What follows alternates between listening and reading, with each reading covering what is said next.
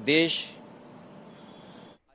All right, Acharya Pramod Krishnan joins me live on the broadcast. Viewers, sir, thank you for speaking to us. इस समय जब पूरा देश उनके इतने महान कामों की, और सिर्फ देश ही नहीं विदेश में भी जहाँ जहाँ पर अच्छे रूट्स थे और उन्होंने अपने टाइम में मनमोहन जी ने जिस तरीके से स्क्रिप्ट किया है इकोनॉमिक रिफॉर्म्स में, तो आज पूरा देश विदेश सब उनके इतने कॉन्ट्रीब्यूशंस को याद कर रहे हैं। आपके टेन्योर में आपके साथ उनकी ऐसी क्या याद है जिसके बारे में आप बताना चाहते हैं?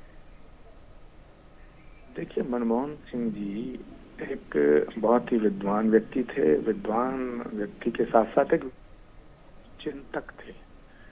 उनको अर्थशास्त्री के रूप में जाना जाएगा। उनको एक बहुत ही बड़े इकोनॉमिक रिफॉर्मर के रूप में जाना जाएगा।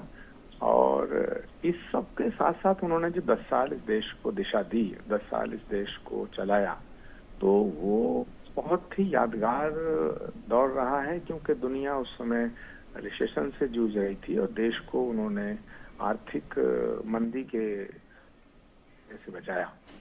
लेकिन इसके साथ साथ जो उनकी सहजता, सरलता, सौम्यता और सादगी के साथ साथ जो संजीदगी थी, जो देश के तमाम मुद्दों के प्रति उनका जो वो जो सोचते थे, वो एक बहुत बड़ी बात है। और वो देश के इतने बड़े पद पे थे, लेकिन उनकी भाव भंगिमाओं से, बोलचाल से, बॉडी लैंग्वेज से कभी ऐसा वो प्रकट नहीं करना चाहते थे कि अब मैं बहुत बड़ा आदमी हूँ।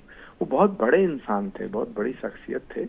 और विपरीत परिस्थितियों में, जबकि यूपीए 1, यूपीए 2 जो गवर्नमेंट थी, उसमें बहुत तरह के विचारधाराओं के लोग थे। उन सबका समायोजन करना, सबको समायोजित करना, ये एक यादगार चीजें हैं। गंगा आंदोलन चल रहा था, गंगा की अविरलता, निर्मलता को लेकर हम लोग आंदोलन कर रहे थे। तो हम जब सब उनसे मिलने गए, प्राइम मिनिस्टर हाउस में मीटिंग थी, फाइनेंस मिनिस्टर थे उस समय प्रणब मुखर्जी साहब, तो मनमोहन सिंह जी से हमने रिक्वेस्ट की कि भाई गंगा को निर्मल रखना है, गंगा को अविरल रखना है, इसके लिए कुछ डैम बंद करने पड़ेंगे। तो ये फैसला छोटा नहीं था, बहुत बड़ा था डैम बंद करने का फैसला। लेकिन गंगा के प्रति हमारी आस्था और गंगा की महत्वपूर्ण उपयोगिता, भारत के गौरव से जुड़ी हुई, ऐसा देख करके प्राइम मिनिस्टर ने वो फैसला लिया। और मनेरी भाली एक डैम है उत्तराखंड में, वहां उसको बंद करने का फैसला प्राइम मिनिस्टर मनमोहन सिंह ने लिया।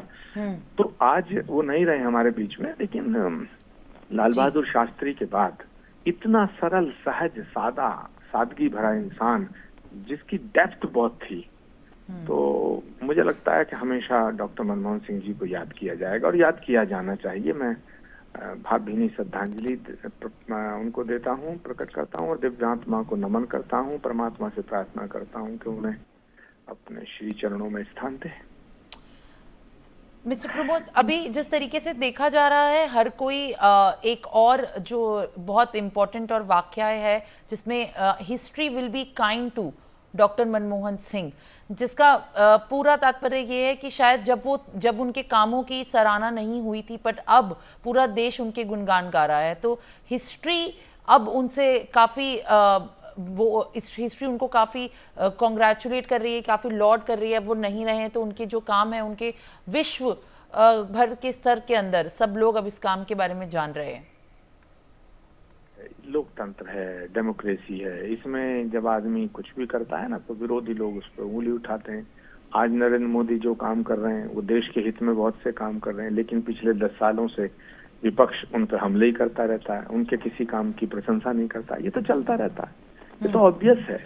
लेकिन डॉक्टर मनमोहन सिंह का जो योगदान है इस देश को चलाने के लिए, वो अद्वितीय है। और वो उन हालातों में उन्होंने देश को चलाया जब कांग्रेस पार्टी की जो लीडरशिप थी वो उनके हाथ में नहीं थी।